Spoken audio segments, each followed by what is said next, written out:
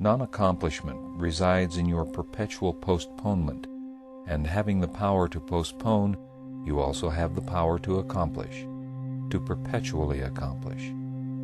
Realize this truth, and you shall be today and every day the ideal man of whom you dreamed. The Heavenly Life by James Allen. Chapter 2. The Eternal Now.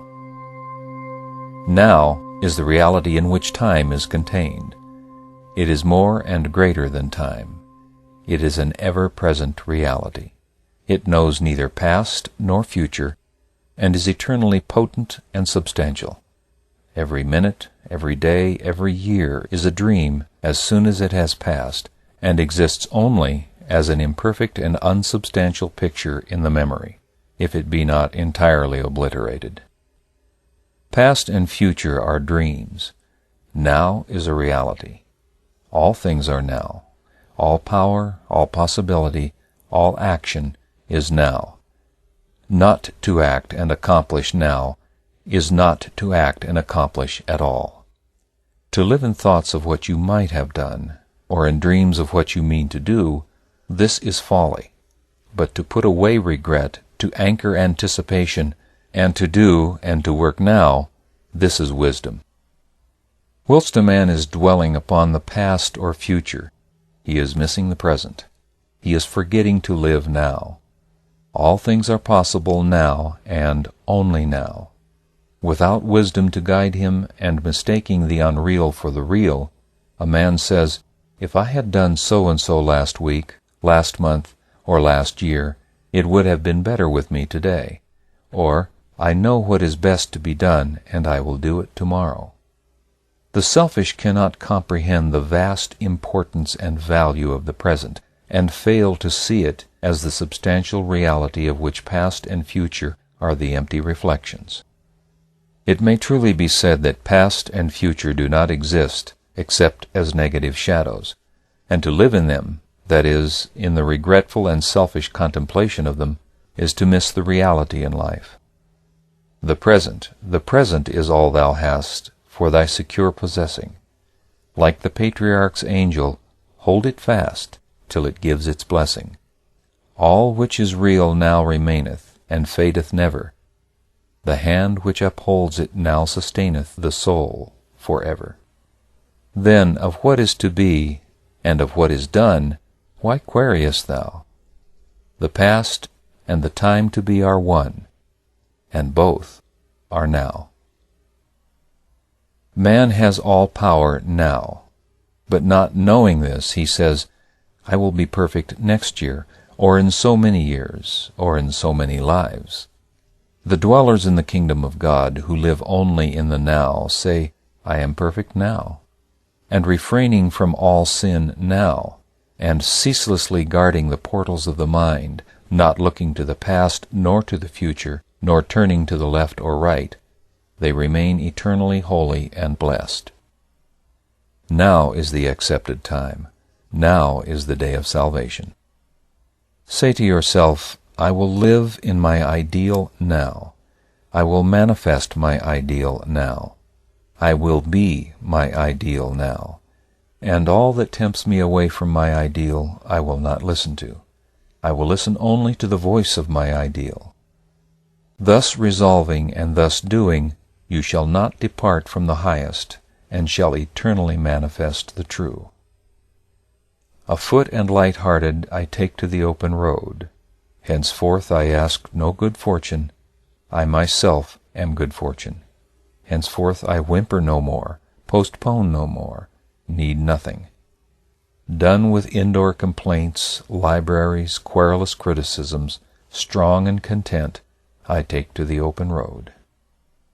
Cease to tread every byway of dependence, every winding sideway that tempts your soul into the shadowland of the past and future, and manifest your native and divine strength now.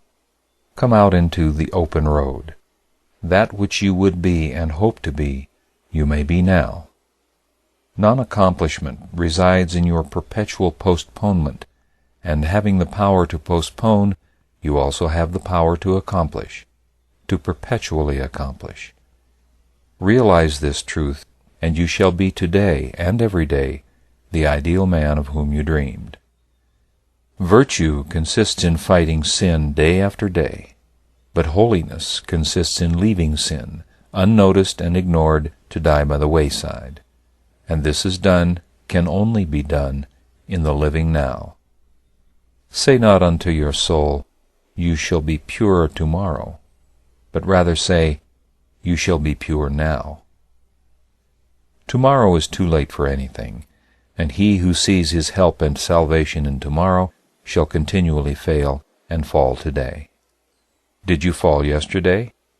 Did you sin grievously?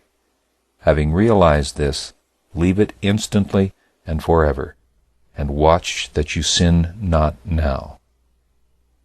While you are bewailing the past, every gate of your soul remains unguarded against the entrance of sin now. You shall not rise by grieving over the irremediable past, but by remedying the present. The foolish man, loving the swampy side path of procrastination rather than the firm highway of present effort, says, I will rise early tomorrow. I will get out of debt tomorrow. I will carry out my intentions tomorrow. But the wise man, realizing the momentous import of the eternal now, rises early today, keeps out of debt today, carries out his intentions today, and so never departs from strength and peace and ripe accomplishment. That which is done now remains. That which is to be done tomorrow does not appear. It is wisdom to leave that which has not arrived, and to attend to that which is, and to attend to it with such consecration of soul and consecration of effort as shall leave no possible loophole for regret to creep in. A man's spiritual comprehension being clouded by the illusions of self, he says, I was born on such a day so many years ago, and shall die at my allotted time. Let a man throw off his illusions, and then he will see that the birth and death of the body are the mere incidents of a journey, and not its beginning and end. Looking back to happy beginnings and forward to mournful endings, a man's eyes are blinded, so that he beholds not his own immortality.